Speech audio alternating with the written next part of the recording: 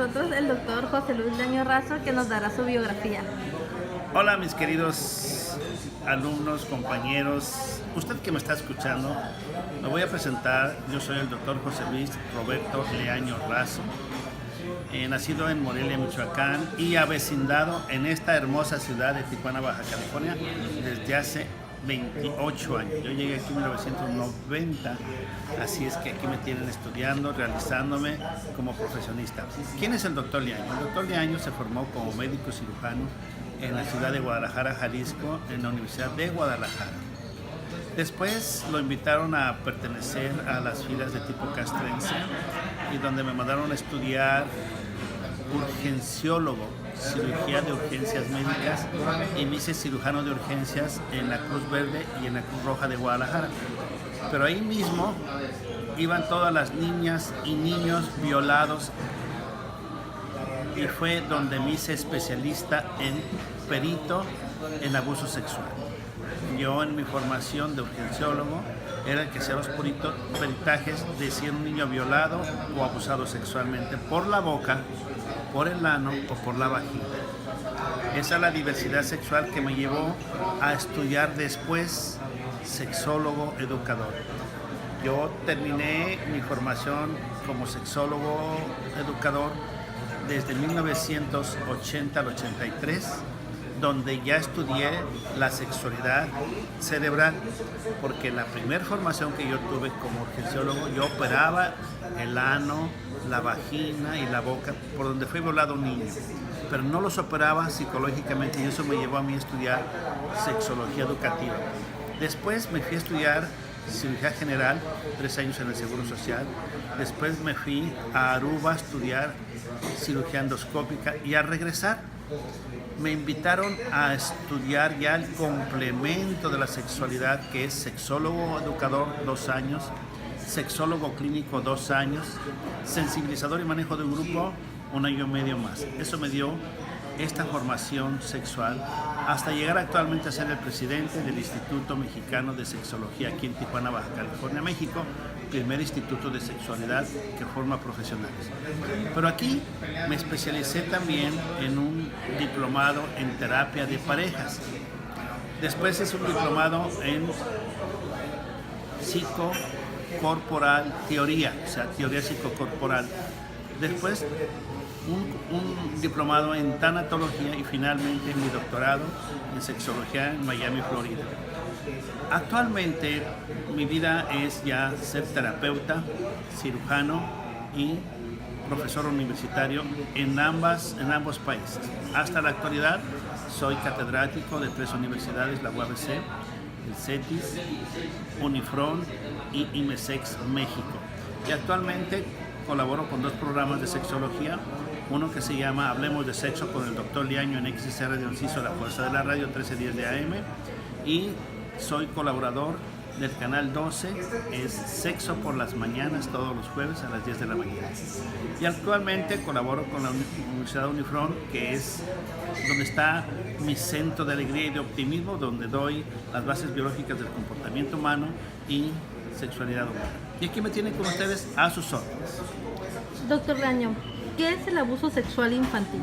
El abuso sexual infantil es el acto físico, psicológico y moral que se le hace a un niño desde recién nacido hasta los 12 años, es donde está un niño. La adolescencia empieza de los 12 a los 15 años y la juventud de los 15 a los 25 años. Entonces, abuso sexual es la relación física, psicológica que se le hace a un niño sin su voluntad. ¿Qué tan común es el abuso sexual entre niños de diferentes edades? Es muy común porque los niños los dejamos solos. Los niños que dejamos solos son instrumentos de abuso sexual porque eso lo aprendieron de sus padres. Padres que no tienen privacidad en tener sus relaciones sexuales, los niños escuchan, ven las actuaciones, los murmuros, los gemidos, y muchas veces el acto sexual lo ven sin que les expliquemos qué es las relaciones sexuales. Eso se aprende siempre en la vida. Viendo otras personas que son sus padres otras personas que están viviendo en su casa, pero ese aprendizaje es muy común y aprendido en la familia. Por eso ellos lo hacen imitándolo, jugando, porque empiezan a crecer sus hormonas. Entre ellos lo hacen experimentándolo hasta que se hace una costumbre. ¿Existe algún grupo de niños con mayor riesgo? Claro, el grupo de mayor riesgo es de la edad de los 18 meses a los 6 años, porque los muchachos o muchachas empiezan a tener conciencia existencial de la vida.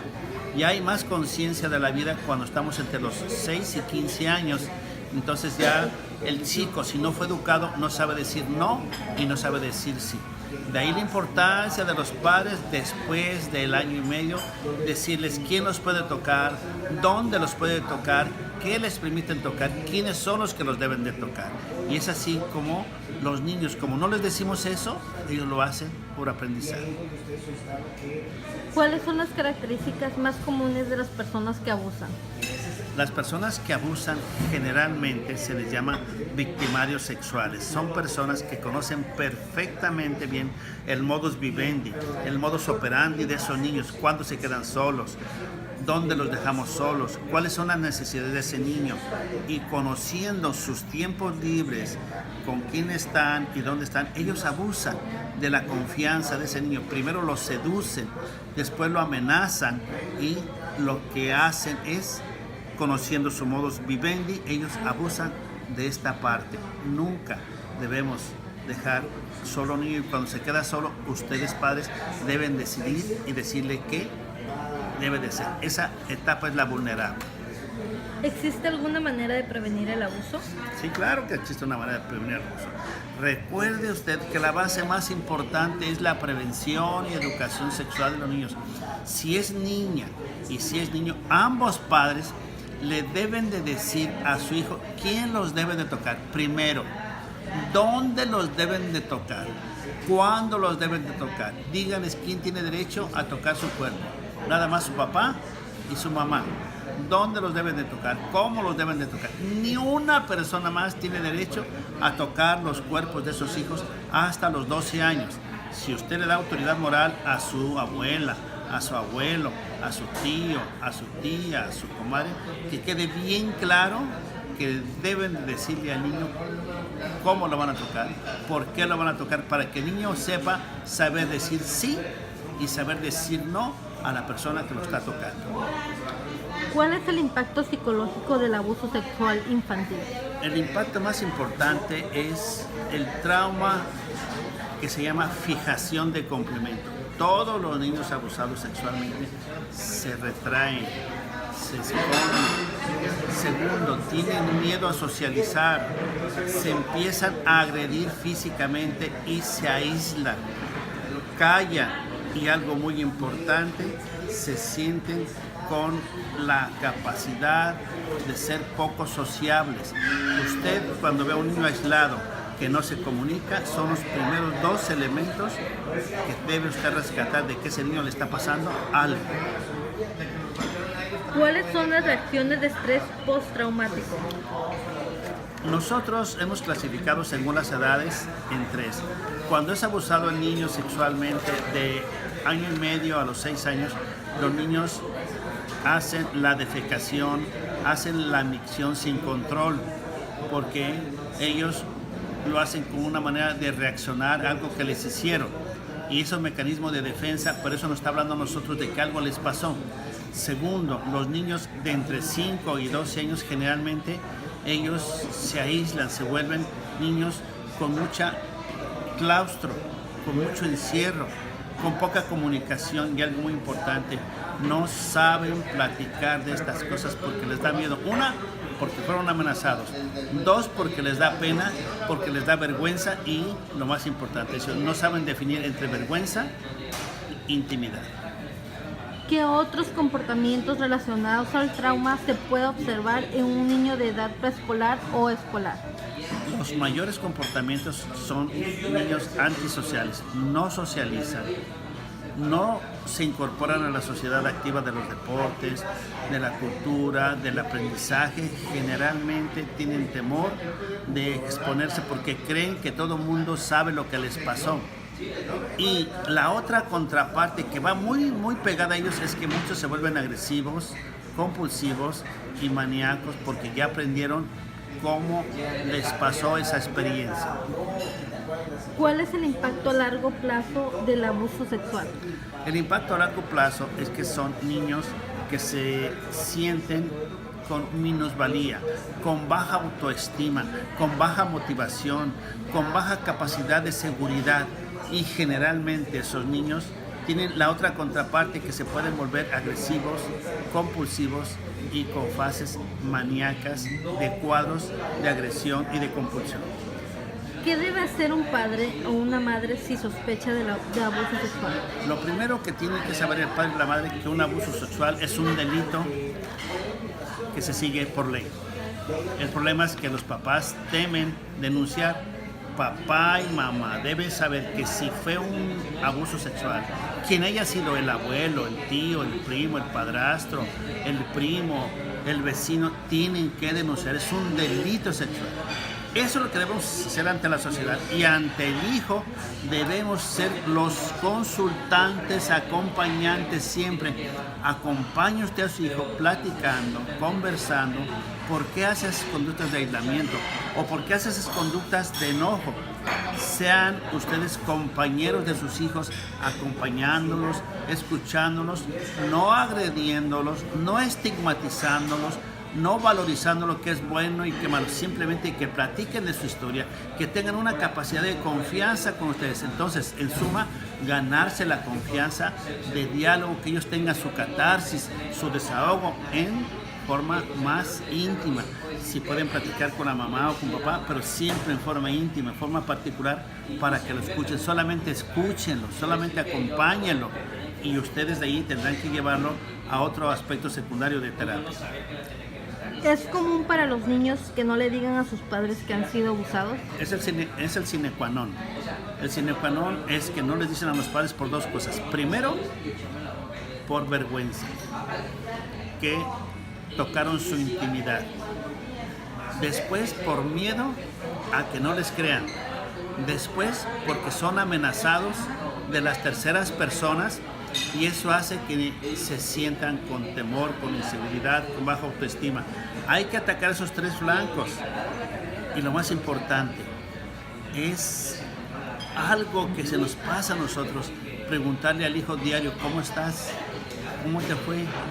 Y ahí es poco a poco como ustedes van a conquistar a esa persona. ¿Necesitan tratamiento todos los niños que han sido abusados sexualmente? Sí. Hay 8 tipos de tratamientos psicosexuales. El primero es humanista. Es llevar al niño a que se dé cuenta de lo que pasó y que lo platique. El segundo es la terapia centrada en la persona. A platicar con él, hacer una historia de él, cómo pasó, qué pasó. Esas son las terapias. La tercera es la cognitivo-conductual. Agarrar el toro por los cuernos. ¿Qué sientes? ¿Cómo te sientes? Y decirle lo que debe de hacer. Hay una terapia que se llama ericksoniana, que es una terapia que nos ayuda mucho a ver su formación. Esa terapia ericksoniana es hacer lo que muy comúnmente es llevarlos a una parte profunda de ver un recuerdo de su niñez, de ver un recuerdo con hipnosis. Por eso se llama hipnosis ericksoniana, para llevarlo y que poco a poco vaya practicando como un sueño, como una parte donde hizo ensoñación de lo que le pasó. Y la otra teoría es una teoría que se llama teoría gestal, que se viva en el momento, en el aquí y el ahora, lo que le está pasando, que en ese momento practique lo que le pasó. Ustedes tienen una variedad enorme de llevarlos con muchos psicoterapeutas o sexoterapeutas, de preferencia sexoterapeuta.